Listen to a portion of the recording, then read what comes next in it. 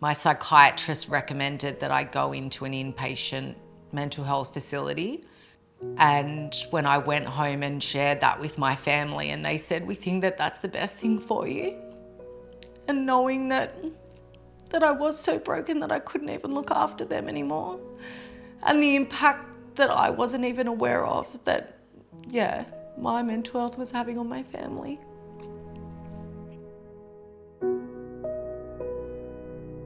We met at uni and struck up a friendship pretty early on, and we went through 3 years at uni together.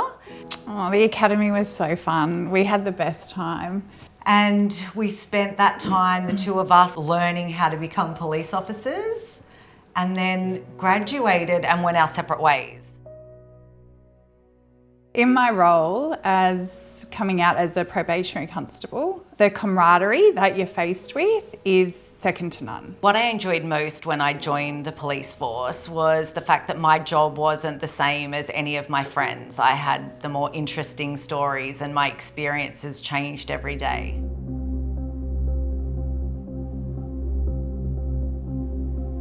You come out of the police academy and you are guaranteed to see a traumatic incident within your first shift. No one can possibly prepare you for that emotion that goes behind that trauma.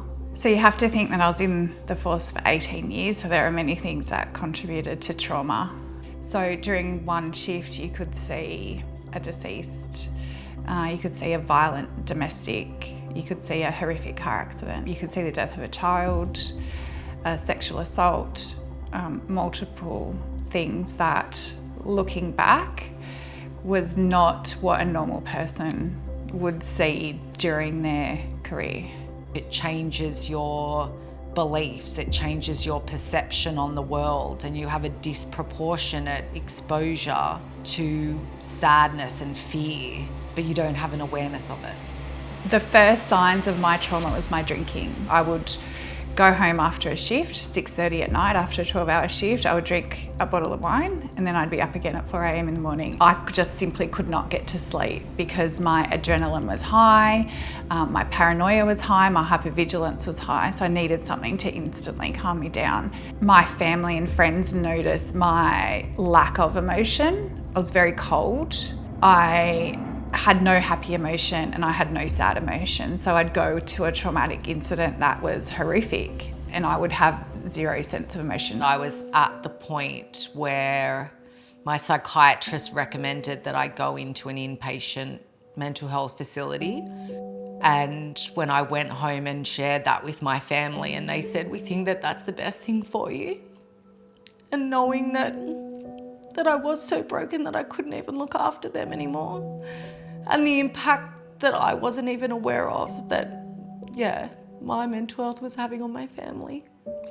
The impact for me as a partner is probably best described as an adjustment. There's definitely elements and times when I'm worried that she's not getting support required to I guess, adjust to the new world that she's living in.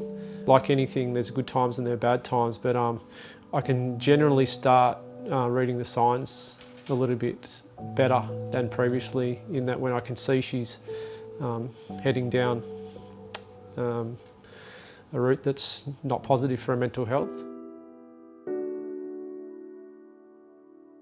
It builds more and more into who you are at the core, but it changes you. I don't believe I would be the same person now if I had have had a different job at 21.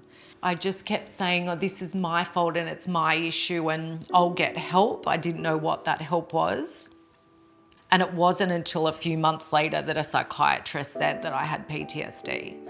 I was in the cops for 18 years. How did I not know what PTSD was? So when I was first diagnosed with PTSD, I naturally sought out support from Pia because we had such a good friendship. And in sharing those things with her, I think she was a really great friend and she tried to be as supportive as she could. But I really quickly realised that because she'd never experienced struggles with mental health in that way, that it didn't make sense and I wasn't able to get the validation and support that I think I was really needing at the time. And it wasn't until Pia's diagnosis with PTSD 2 years later, and the first thing she said to me was, "I am so sorry. I didn't get it when you shared it, but I get it now." And that's when we both, I think, were able to start moving to a place of recovery. But I remember after you're like open to talking to us about it, and if you didn't go get help, you would have like stayed to yourself, become an introvert, and maybe just not become a poor mum, but like not like involved yourself. Do you think I involve myself still now?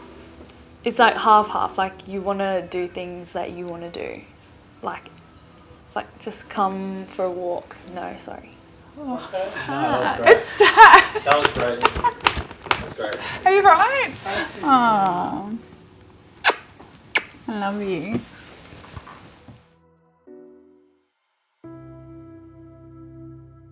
Emergency is an Australian registered charity that Pia and I started after our own journey after 18 years in the New South Wales Police.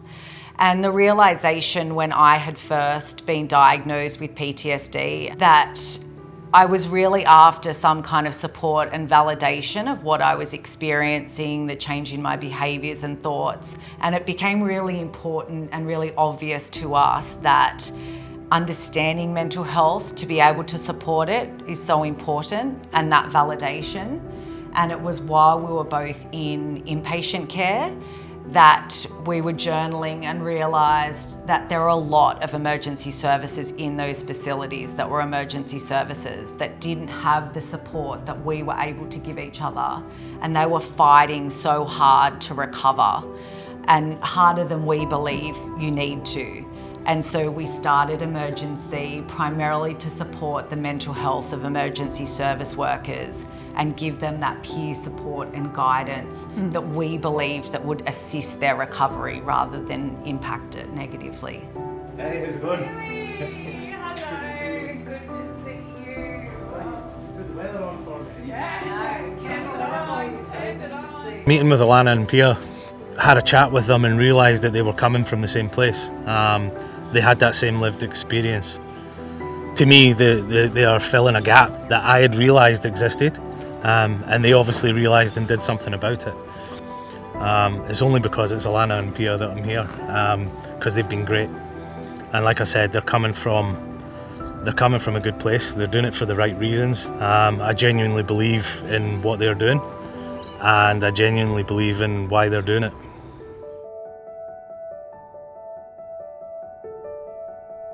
Yeah, Emergency does, I think, two things for us. The biggest one is it gives us purpose. You go from giving yourself to a job like the emergency services, and it holds so much purpose and value, not just internally, but to the community. And from the time we knew we wanted to start this charity, it gave us a reason to keep going. It gave us a reason to look forward. It gave us hope that the future would look better, not just for us, but for other people experiencing the same thing. And I think when you're in a career of service, you never lose that. So our service is now to our members, and we know that every day we're helping members, we're helping others. By sharing trauma, I think you open up your vulnerability, and people think then it's okay to tell their story. So within the charity, we're able to do that every day, and people are really open and honest in their replies. So I think that anything that encourages a conversation is positive.